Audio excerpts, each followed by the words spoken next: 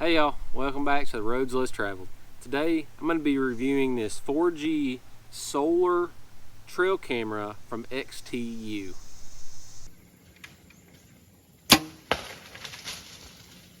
Okay guys, so XTU sent me this solar cellular trail camera. With that being said, I'm still going to do an honest and thorough review, just like I strive to do in all of my product reviews. This is the second camera that XTU has sent me. Previously they sent me their solar powered SD card camera, and I really like that. If you haven't seen that video, go check it out on my channel. So let's just go over some of the features on the box of this camera, and then we'll jump inside and see what all's in here. So it's the XTU 4G LTE solar wildlife trail camera. Some of the specs: the model is RBX H10. The lens says 3 million pixels. Shutter speed is 0.2 seconds. It's a 95-degree PIR sensor, 2K video, 16 megapixel photo resolution. It comes with a solar panel and rechargeable battery. And that's pretty much it to note there. It keeps talking about this PIR sensor plus AI motion detection alarm accurate trigger. I don't know if there's some sort of AI technology they have within their app to be able to distinguish what sort of animals walk in front of the camera. Maybe it can pick and choose, you know, if it only wants to take pictures of deer or other animals you're hunting. I'm not sure, but you know, maybe you could limit it to not take pictures of things like raccoons or squirrels or stuff like that. But anyway, let's get on the inside here and see what's in the box.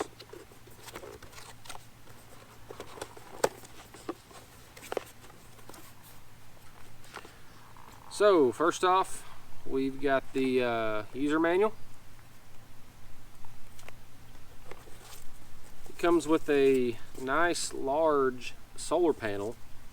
It's actually much larger than any of the other solar cameras that I have, which with this camera being a cell camera, it will consume a little more battery, so maybe having a larger solar panel will help compensate for that. We got a strap.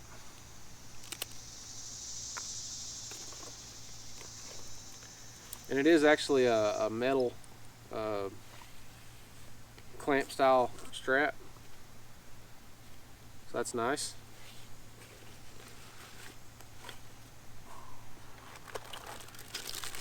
We've got some mounting hardware.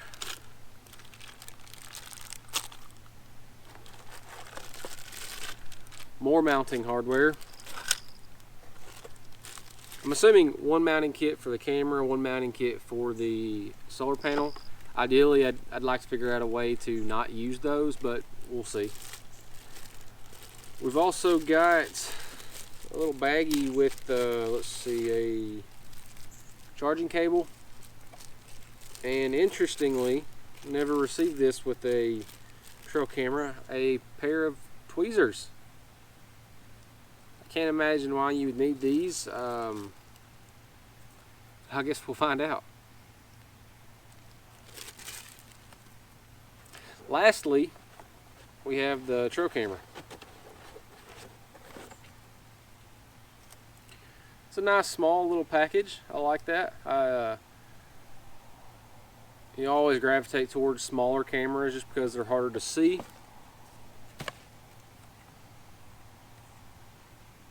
The antenna seems pretty sturdy. It just kind of, it just rotates around a set distance. It's like it doesn't go any further back that way, but then it rotates all the way up.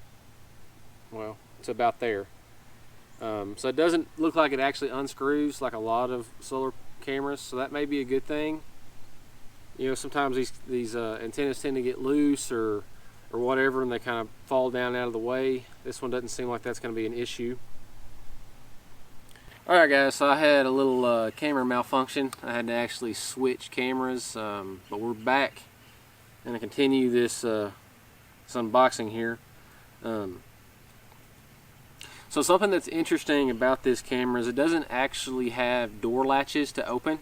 You can see there's no latches on the side of it. There's actually this little weatherproof seal on the bottom. When you open it up, there's a on and off switch, a reset switch, and your micro SD card. And this camera came with a micro SD card. This is the XTU Pro brand. It's 32 gigabytes, so that's always a nice thing when they come with their own SD card. Right next to the power option, there's another little pull down. And that's going to be your DC 5 volt power inlet right there. And that should be where your solar panel plugs in. Or if you want to charge the camera, that's probably where you're going to charge it. So I'm going to probably take this camera in the house, go ahead and put it on the charger for a little while, let the battery come to a full charge, and then we'll run through, I'm going to go ahead and download the app, and then we'll come back, go through the setup procedure, and get this camera out in the field so we can start getting some pictures and videos off of it. Alright guys, so I'll let this camera charge for a little while. Probably could let it go longer. I wasn't patient enough to let it fully charge, but since we have the solar panel, it should be able to continue charging while it's in the field. I did go ahead and format the SD card. Also, I forgot to mention earlier, this camera has the SIMS card is actually built into the camera, so you can't actually physically access it. But I believe it's a dual carrier SIMS card, so the camera should automatically detect whatever signals best in its area and connect to that for sending you your photos and videos. So all that said, I was also able to download the app on my phone. It is this UConn app. When I used the QR code reader for the QR code that was in the book, for some reason it wasn't able to find this app.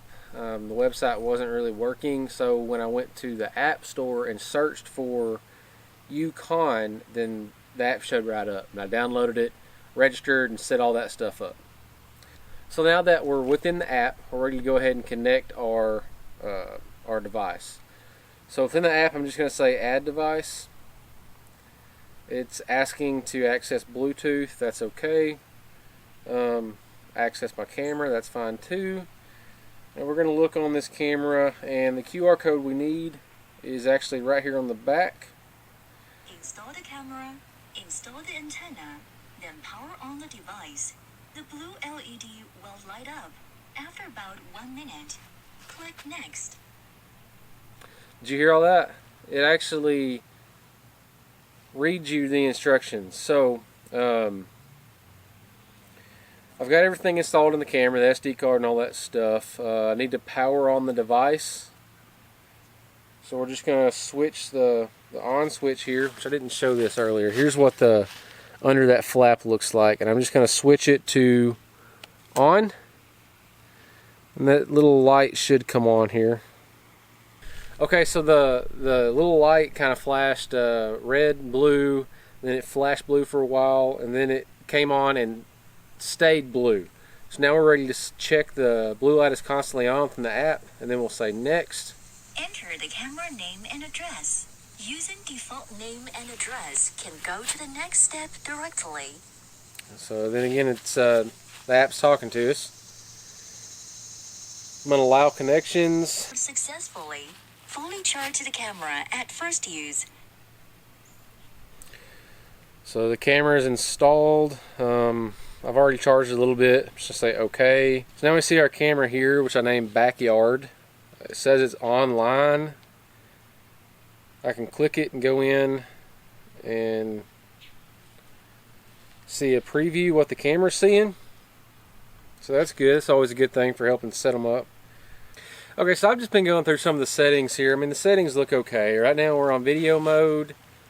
It has this dual way work mode. I don't know what that means. I don't know if that's where you can actually, talk through the camera. I don't know why you want to do that. I guess you could talk through the camera to run off some raccoons or talk to somebody if you see them walking by. I don't know. Storage management is cloud video. storage, which I'm assuming is just like any other cell camera where it's uploading your images somewhere and then you can come back and look at the gallery on your phone. A minute ago when I tried to take a picture, I was wanting to save it to my picture gallery on my phone itself. So maybe if you're doing it while you're connected, you can have it store those images directly to your device. P-hour trigger interval, I'm going to set that to 30 seconds. Activity detection, let's go medium. Record time 10 seconds. Power frequency 50 Hertz. LED indicator, that's fine. And that's all those settings. So here, if I click the microphone and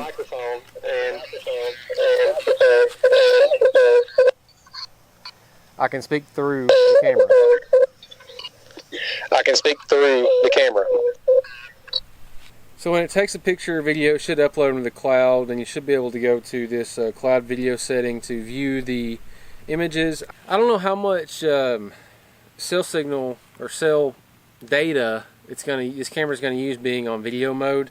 So you have the 300 meg free, and right now I went into the 4G data plan, and I can see that I have 300 meg remaining on the plan. When that runs out, you can do a cellular data recharge. There's a few different options on here, and they're based by year. What I would probably do is the 1 month supplement package, because usually I just like to pay for my cell packages during the months that I use the cameras.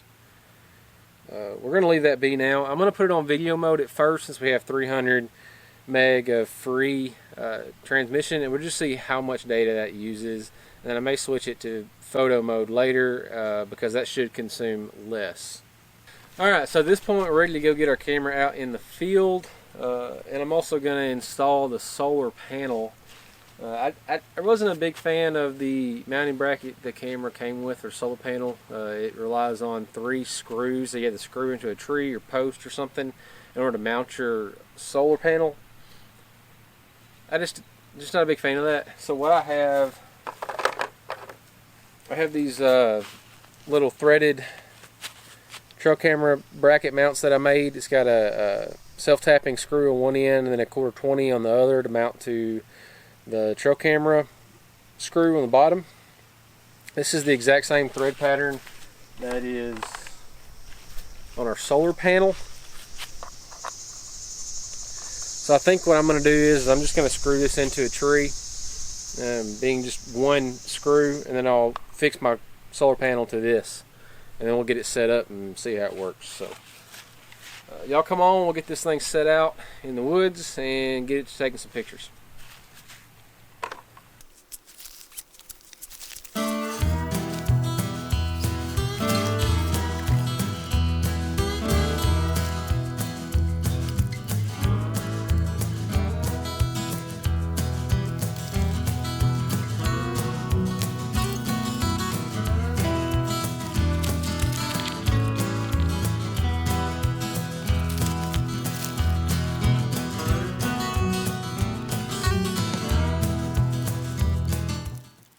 Alright y'all, so we got our camera set up here. We got the solar panel installed. Right now I've just powered it on, and I'm waiting for the camera to get cellular signal so we can check in our app and make sure everything is positioned the way we want it and good to go.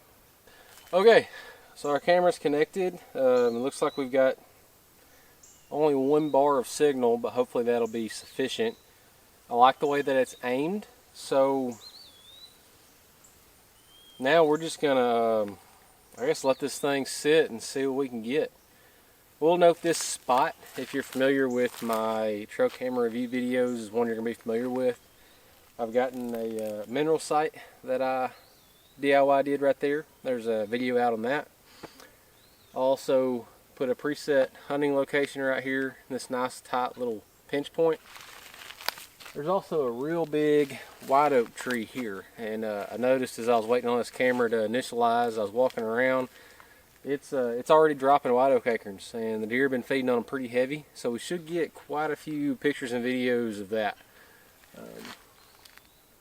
And I'm just looking up here in this tree with my naked eye, and I can tell this thing is loaded down. So hopefully that means there's good things to come here during deer season. So we're going to leave this camera out for a week or so, let it sit. We'll come back, revisit it, see what we've gotten off the camera.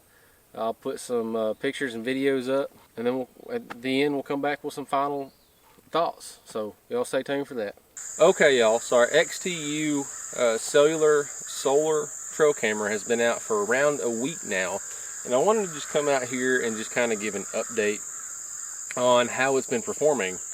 So I have the app open here. First thing I wanted to do was go into the cellular data query, and we have 200 megabytes of cellular data remaining out of the original 300.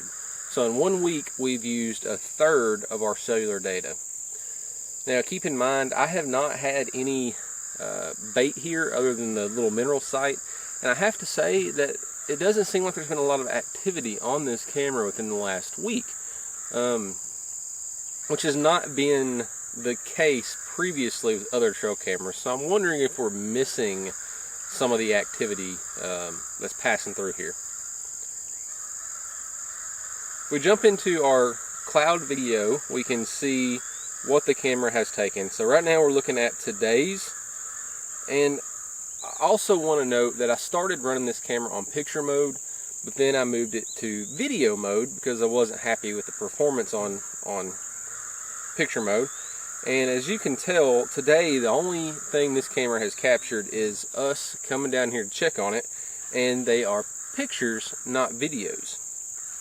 So it's going to be interesting to me when we pull the SD card if the videos are stored internally for our use for every time the picture was triggered, as it should be in the app. If we go back in time on the calendar, we can see the triggers from previous days. So we'll just kind of toggle through here real quick. So this is yesterday, and as you can tell, there are a couple of videos, but not for every trigger. So it's uploading some videos, but not all. And as you can see on this screen from the pictures that are black, this is the main reason why I switched this camera from photo mode to video mode, because for whatever reason, when it's on picture mode, it is not activating its night vision when it is dark outside. It's kind of a bummer. It doesn't really work very well for pictures.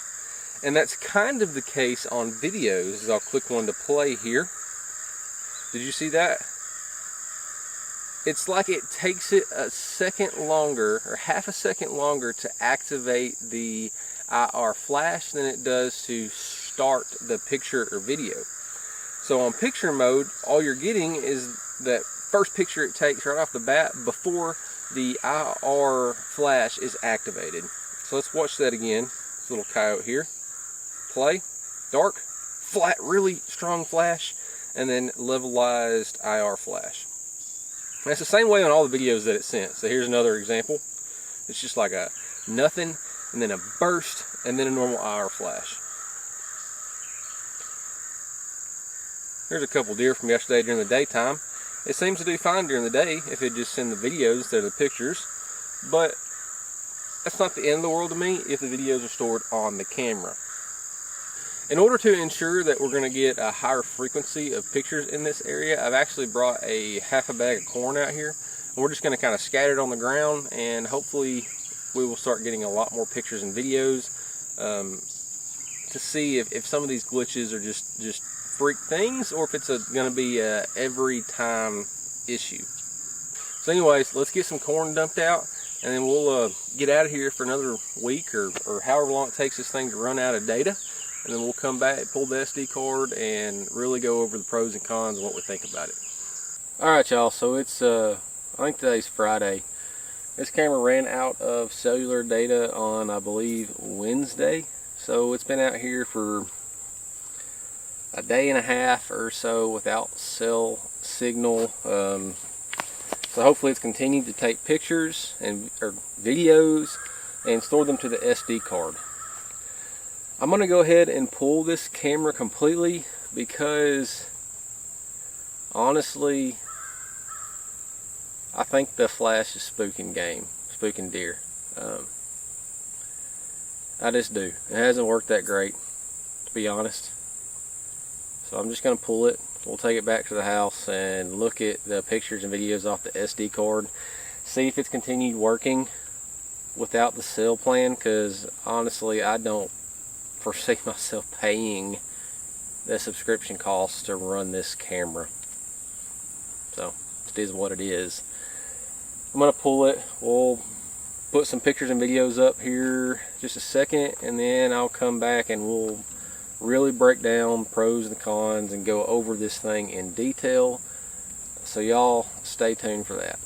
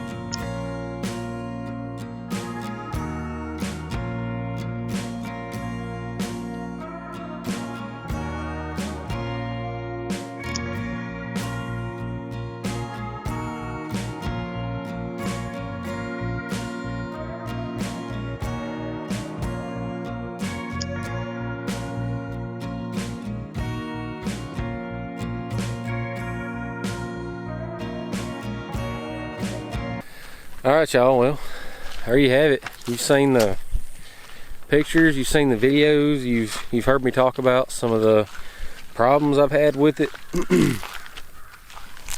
So let's just kind of go over it in a little bit more detail here. I got a list of pros and cons.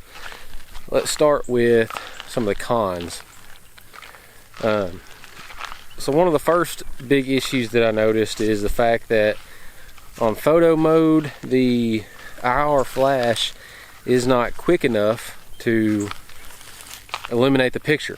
Okay, what I mean by that is it seems like, you know, the camera triggers when something walks in front of it, it takes a picture and it takes a second longer to activate the flash, so your pictures end up just being black. If you watch some of the example videos, that is apparent in the fact that when the video starts, it's black, and you actually see that IR flash turn on, you know, half a second or a second after the video started. I also have a little bit of a sneaking suspicion that when that flash turns on, it makes a little bit of an audible clicking noise. Now, it may be nothing, but I can hear it in the videos, and I feel like if I can hear it, then the deer probably can hear it.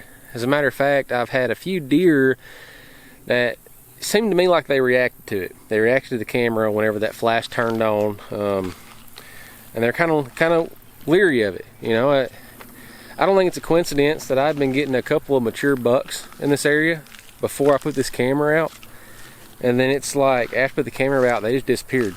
So I mean, could just be a fluke, maybe not. I don't know. But my gut is telling me that the deer are hearing the camera trigger that flash. Let's talk about another con. That's simply the cost for the data plan. All right, on the month to month, the cheapest package you can buy for this camera, it is $15 a month just for your data. Okay. Now that does not get you cloud storage. You have to pay an extra, I believe, $2 a month for cloud storage. So you're coming in at $17 a month, the cheapest option to run this camera. That's a little bit pricey for me. I think there's some cameras out there that have better priced options as far as data plans go. Another issue for me, and it may not be that big of an issue, it's just annoying, the app, and specifically viewing the photos and videos within the cloud, or their cloud option. You can't see an entire gallery when you go to the cloud viewer. You have to view your photos and images by date. Okay, so what that means is in order to see pictures after midnight, I have to go to today, and see pictures before midnight, I have to go to yesterday.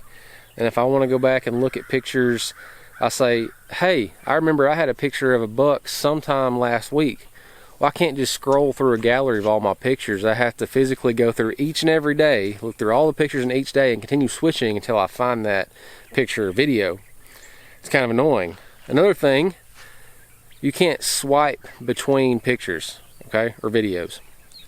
So what I mean by that is whenever you have a picture or video open, you know, in other cell camera apps, you can swipe left or right to view the next image or video. You can't do that within this app. You have to actually back out, go back to the gallery, and then click on the next one in the list.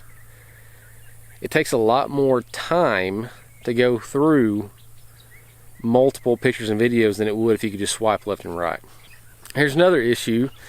That is the fact that when your data plan runs out, there is no way to adjust your camera settings. Okay, so let's say you wanted to continue running this camera without the data plan. You didn't want to pay $17 a month, but you still wanted to use the camera as an SD card camera.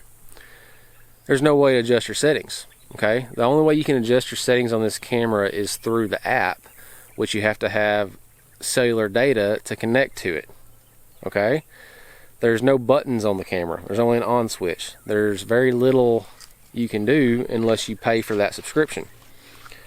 So it's not completely worthless without the cell plan, but it's getting close. So I think I've kind of thoroughly went over some of the cons on this thing, at least the way that I see them. So let's talk about a couple of the good things. Number one, something I was concerned about is the fact that you can actually use this camera without data. When I ran out of data, it continued taking pictures and videos. So if you wanted to not pay the $17, you can. You just don't have the ability to adjust your settings. So whatever your camera settings are when you end your data plan, that's what they'll be from then on until you re-enable a data plan. Another pro, and this one's kind of double-edged sword, the video quality is adequate. It's not the best in the world, but it's not the worst I've ever seen either. You know, and it's there's a little bit of variability in there. I had a couple of pictures that were, or videos that were kind of poor, and they were in low light settings. That is what it is. But they're decent quality. You know, during the daytime it's fine. At night, without that IR flash working correctly, it's kind of annoying. But it is what it is. So I just want to say thank you to XTU for sending me this camera. I think I've thoroughly tested it. I think you have a little bit of work to do, if I'm being honest. It's got some bugs. It's nothing that can't be overcome, but I think you need to work on your product just a little bit in this instance. And that's kind of disappointing to me because I really like the solar SD card camera I got from XTU, but in my opinion, this one just don't make the cut. I can't in good faith recommend any of you go out and spend the money on this camera. In my opinion, there are much better options and better ways to spend your hard-earned dollars. Y'all, that's gonna be it for this one. I really appreciate you checking it out. I hope y'all have a blessed day, and like always, remember, take the roads less traveled.